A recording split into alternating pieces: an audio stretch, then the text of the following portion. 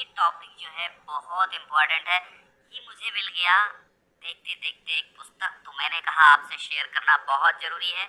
इतनी इम्पोर्टेंट चीज़ मुझे मिली नहीं आज तक। आज यहाँ पर ऐसा कोई उपन्यास नहीं बचेगा जिसका गांव वर्णित न हो, जिसके बारे में पता न चले। देखिए, यहाँ पर वो उपन्यास हैं जो बहुत मशहूर हैं और उन उपन्यासों से संबंधित गांव क्या है, शहर क्या है, अंचल क्या है, जैसा कि पूछा जाता है कि रंगभूमि से संबंधित कौन से गांव का वर्णन है, ये चित्रलेखा में कौन से गांव का वर्णन है, गोदान में कौन से गांव का वर्णन है। तो ये सारे प्रश्न आज हल होने वाले हैं, आज के बाद कभी नहीं अटकेंगे। तो सबसे पहली उपन्यास जो आती है आपकी, वो आती है उपन्यास, नाम होता है आपका रंगभूमि। ये जो रंगभूमि उपन्यास है, रंगभूमि आप जानते हैं 1925 में लिखी गई, प्रेमचंद द्वारा वर्णित उपन्यास है, लिखित उपन्यास है। और रंगभूमि में पांडेपुर गांव का वर्णन है। पांडेपुर बनारस में है, तो पांडेपुर का वर्णन है। यहाँ गांव भी हो सकता है, शहर भी हो सकता है, अंचल भी हो सकता है, कस्बा भी हो सकता है, लेकिन नाम आपको सही मिलेगा।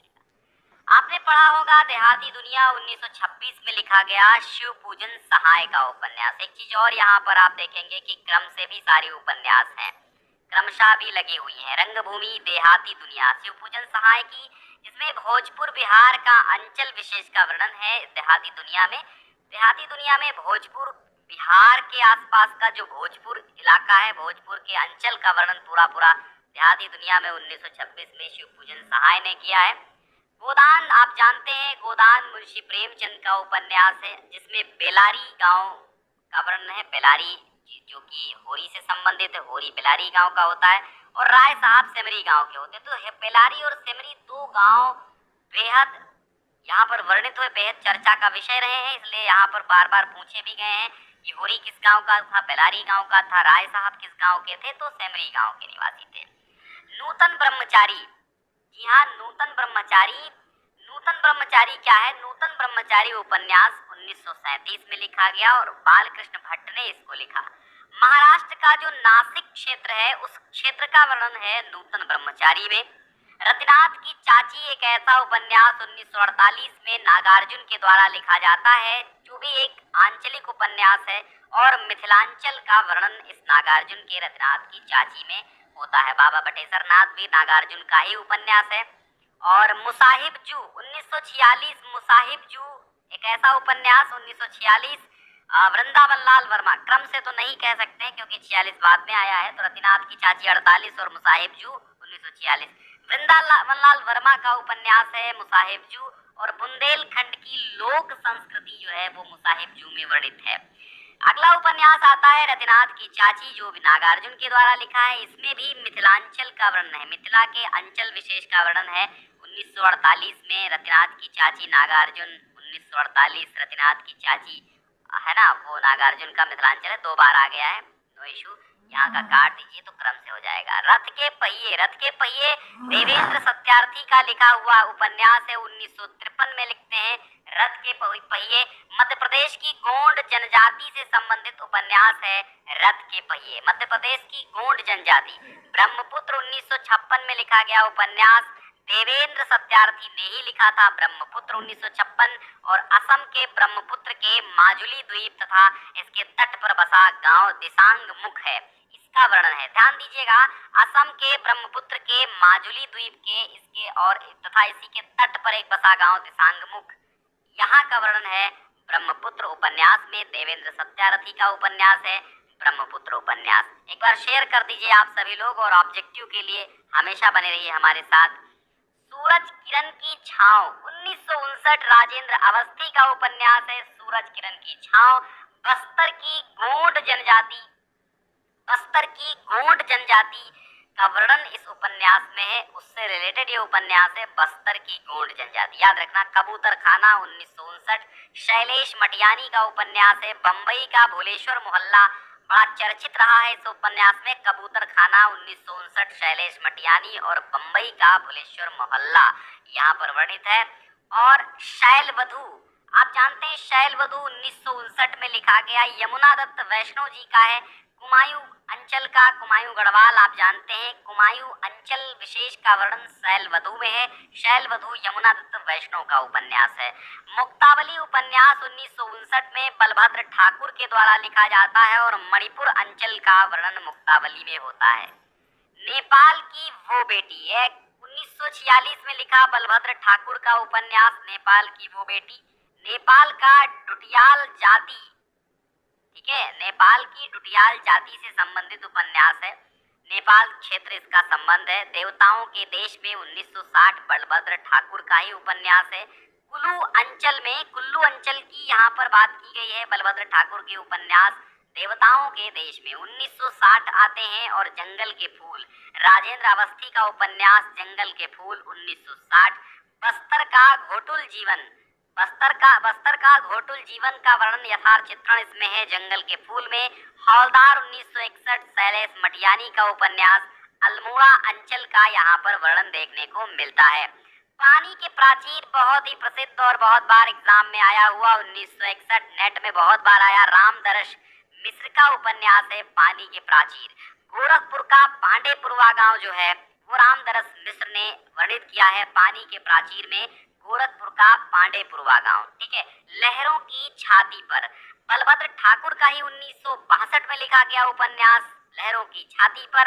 अंडमान निकोबार द्वीप समूह का वर्णन इसमें देखने को मिलेगा। इस अंचल का यहाँ पर वर्णन है। मुख सरोवर के अंश 1962 शैलेश मटियानी का लिखा गया। मुख सरोवर के अंश कुमायूं क्षेत्र की लोक गाथा पर आधारित है। मुख सरोवर के अंश काला जल आप जानते हैं 1965 में गुलशेर खां शानी के द्वारा लिखा गया काला जल, जिसमें जगदलपुर की कथा है। याद रखिएगा, जगदलपुर की कथा काला जल, गुलशेर खां सानी का उपन्यास। बबूल 1967 का जो उपन्यास है विवेकी राय के द्वारा लिखा गया, बबूल 1967 विवेकी राय, और पूर्वांचल की कथा इसमें वर्णित है। अलग अलग वैतरणी 1967 शिव प्रसाद सिंह का उपन्यास है और उत्तर प्रदेश के पूर्वांचल के गांवों की कथा अलग अलग वैतरणी में हमें देखने को मिलती है। माटी के लोग सोने की नैया, जी हाँ, ये बहुत मशहूर उपन्यास 1967 का है लिखा हुआ। माटी के लोग सोने की नैया मायानंद मिश्र जी का यह लिखा हुआ उपन्यास है। कोशी तटबंध क्षेत्र के उधा घाट का मछुआ टोली का वर्णन इसमें मिलता है। मछुआ टोली से संबंधित उपन्यास है जो कोशी तटबंध क्षेत्र के उधा घाट का मछुआ टोली से संबंधित वर्णन इस माटी के लोग सोने की नैया मिलता है। यहाँ पर कचनार आपका 1947 में वृंदावन लाल वर्मा का कचनार उपन्यास धामोनी अंचल से संबंधित उपन्यास है। गोंड आदिवासियों पर लिखा गया उपन्यास है, धामोनी अंचल से संबंधित है, वृंदावन लाल वर्मा का कचनार। काका उपन्यास 1953 में रांगे राघव के द्वारा लिखा जाता है, मथुरा अंचल से संबंधित है और रांगे राघव का प्रथम आंचलिक उपन्यास है काका उपन्यास, ठीक है। नई पौध और बाबा बटेश्वरनाथ, 1953-54 नागार्जुन के ये उपन्यास है। नई पौध में मिथिला के सौराठ अंचल का यहाँ पर वर्णन देखने को मिलता है और बाबा बटेश्वरनाथ में सांडली गांव का वर्णन मिलता है। वटवृक्ष के मुख से सांडली गांव की गाथा का अंकन यहाँ पर है, ठीक है। मैला आंचल उपन्यास परेश्वरनाथ रेणु का उपन्यास है और आप जानते हैं पूर्णिया जिला बिहार का मेरीगंज अंचल जो है इसका वर्णनीय विषय है, ठीक है। इसमें वर्णित विषय मैला आंचल में जो संबंधित जिला है पूर्णिया जिला है, बिहार का जिला है, और अंचल जो है वो मेरीगंज है, जहाँ पर वही है मैला आंचल में आप जानते हैं डॉक्टर प्रशांत कमला की लव स्टोरी। सेठ बाकेमल 1955 का उपन्यास, अमृतलाल नागर इसके लेखक हैं। सेठ बाकेमल, जी हाँ, सेठ बाकेमल अमृतलाल नागर का उपन्यास है। आगरा की आंचलिकता इसमें दिखाई देती है सेठ बाकेमल में। सागर लहरें और मनुष्य 1956 उदय शंकर भट्ट का लिखा हुआ उपन्यास। बरसोवा गांव का वर्णन इसमें मिलता है, बरसोवा गांव से संबंधित उपन्यास सागर की लहरें और मनुष्य। बंबई के मछुआरों पर आधारित उपन्यास है सागर लहरें और मनुष्य। दुख मोचन नागार्जुन का लिखा हुआ 1957 में उपन्यास है। रमका कोयली गांव जो है इसका वर्ण विषय है। वरुण के बेटे 1957 में नागार्जुन का उपन्यास है। मिथिला के दरभंगा के मछुओं के संघर्ष और तो अस्तित्व पर आधारित ये उपन्यास है। दरभंगा जिला, बिहार, मिथिलांचल का वर्णन, मछुआरों के संघर्ष और अस्तित्व पर वरुण के बेटे, लिखा गया 1957 में उपन्यास नागार्जुन है। कब तक पुकारूं, जी हाँ 1957 में रांगे राघव का उपन्यास आता है कब तक पुकारूं। राजस्थान और ब्रज सीमांत पर बसे बैर नामक गांव में बसने वाले खाना बदोश जयराम पेशा, ठीक है, जरायराम पेशा नटों के जीवन का चित्रण है। जरायराम है ना, जयराम नहीं, जरायराम पेशा नटों के जीवन का जीवंत चित्रण इसमें दिखता है। राजस्थान और ब्रज सीमांत पर बसे बैर नामक गांव में बसने वाले खाना बदोश जरायराम पेशा नटों के जीवन का चित्रण यहाँ पर मिलता है। कब तक पुकारूं रांगे राघव, परती परिकथा, दीर्घतपा, जुलूस, फणीश्वरनाथ रेणु इस रचनाओं के लेखक हैं। परती परिकथा जो उपन्यास है 1957 में बाबा बटेसर और बाबा नागार्जुन के साथ लिखा जाता है। जब बाबा नागार्जुन 1957 में लिखते हैं, इनके साथ परती परिकथा भी लिखते हैं रेणु। अब ये देखिए जो रेणु है, परानपुरा गांव, बिहार का जो परानपुरा गांव है वो परती परिकथा में है। जंगल के फूल लिखा जाता है 1957 में। कब लिखा जाता है? 1957 में 1960 में लिखा जाता है जंगल के फूल। राजेंद्र अवस्थी का गोंड जाति के सामाजिक सांस्कृतिक जीवन की झांकी है। घोटुल के कुमार कुमारियों का रोमांस कथानक क्षेत्र जो है वो बस्तर है। घोटुल के कुमार कुमारियों का रोमांस चित्रित है। गोंड जाति के सामाजिक सांस्कृतिक जीवन की झांकी जंगल के फूल में है। ब्रह्मपुत्र अभी हमने आपको बताया ही था, दोबारा आ गया है। देवेंद्र सत्यार्थी का ब्रह्मपुत्र नदी के तट पर असम के लोगों का चित्रण है। दिसांगमुख और माजुली द्वीप का लोक जीवन चित्रित है। और अभी ऊपर आपने पढ़ा था हौलदार, पढ़ चुके हैं आप एक बार, दोबारा आया, कुछ नया करके आया है। ठीक है, आगे हौलदार 1961 शैलेश मटियानी का कुमाऊं के पर्वतीय अंचल की कथा, गांव छौल छीना है। वहां पर गांव नहीं लिखा था, यहाँ पर लिखा है। ठीक है, धरती मेरा घर 1961 रांगे राघव, बैर नामक गांव और इसमें रहने वाले लोकपीठों की कथा है। कोहबर की शर्त, जी हाँ केशव प्रसाद मिश्र का ये कोहबर की शर्त और पूर्वी उत्तर प्रदेश का बलिहार और चौबे छपरा अंचल है। कोहबर की शर्त पर नदिया के पार फिल्म बनाई गई थी। आपने देखा होगा कौन दिशा में लेके चला रे बटोहिया गाना केशव प्रसाद मिश्र की उपन्यास कोहबर शर्त पर आधारित था। पूर्वी उत्तर प्रदेश का बलिहार और चौबे छपरा अंचल का वर्णन यहाँ पर देखने को मिलता है। आधा गांव राही मासूम रजा का उपन्यास है। गाजीपुर के गंगोली गांव, बहुत इंपॉर्टेंट है, गाजीपुर के गंगोली गांव पूर्वी उत्तर प्रदेश में जो पड़ता है, इस शिया मुसलमानों की गाथा है आधा गांव। 1966 में राही मासूम रजा लिखते हैं आधा गांव।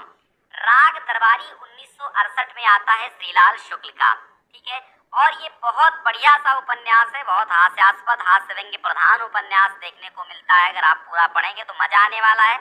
और शिवपालगंज का यहाँ पर चित्रण देखने को मिलता है।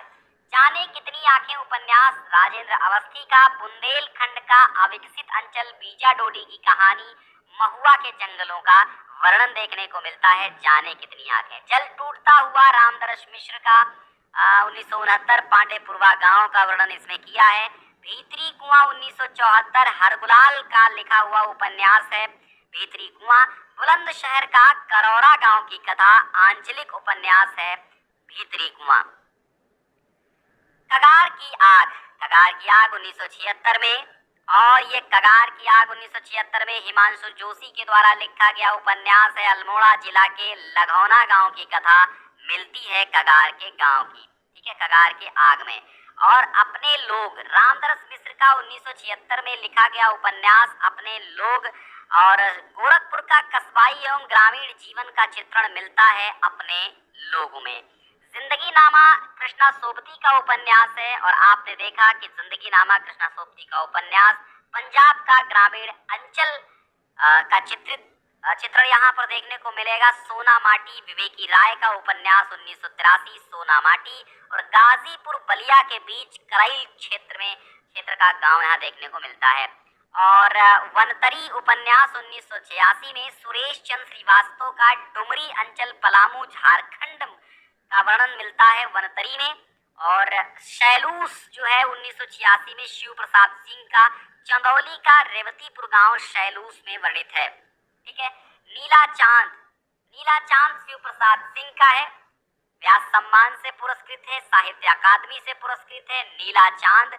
और ये काशी की संस्कृति, ठीक है, काशी की संस्कृति इसमें चित्रित है नीला चांद में शिव प्रसाद सिंह का। 1991 में साहित्य अकादमी और 1993 में व्यास सम्मान मिला था नीला चांद उपन्यास के लिए। समर शेष है 1988 विवेकी राय का उपन्यास, पूर्वांचल के किसान मजदूर का उपन्यास है समर शेष है। धार उपन्यास 1990 में आता है, संजीव का लिखा हुआ। और छोटा नागपुर का डोकरी अंचल जो है वो धार उपन्यास में वर्णित है। इदम नमम 1994 में मैत्रेयी पुष्पा का उपन्यास, विंध्य अंचल का वर्णन इदम नमम में है। और चाक जो कि मैत्रेयी पुष्पा का ही उपन्यास 1997 में आता है, ब्रज अंचल का वर्णन इस चाक में देखने को मिलता है। काला पहाड़ भगवान दास मुरवाल का उपन्यास है, 1998 में लिखा गया। हरियाणा का पिछड़ा क्षेत्र मेगत का नगीना गांव, हरियाणा का पिछड़ा क्षेत्र मेगत का नगीना गांव काला पहाड़ में भगवान दास मुरवाल ने वर्णित किया है।